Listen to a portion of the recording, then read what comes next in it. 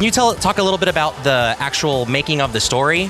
What we really want to do with the project is explore storytelling in VR. So we work very closely with the story group, with the writer David Goyer, and with experienced designers coming from a game background to craft a narrative experience that sort of strikes a balance between telling a story and still being interactive and fun.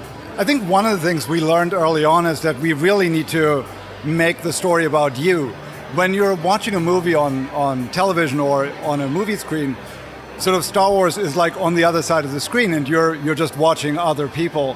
In VR, that's not satisfying. We found very early on that when you're in VR, you want to participate. A big part of the wish fulfillment is that it's you in Star Wars and you get to have an adventure, you get to pick up a lightsaber and be part of the story. And so that's a whole different way of telling a story when the viewer actually becomes, in a way, the hero of the story. But with VR, we can do that. Like, we can actually have you be in the world of Star Wars. And so we really paid a lot of attention to every part of the experience being authentic to the models, the textures, the sound.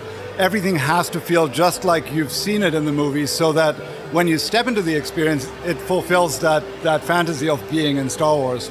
Yeah, and you say in the first chapter that the lightsaber is going to be a very important aspect of it. Like, will there be any force powers at all?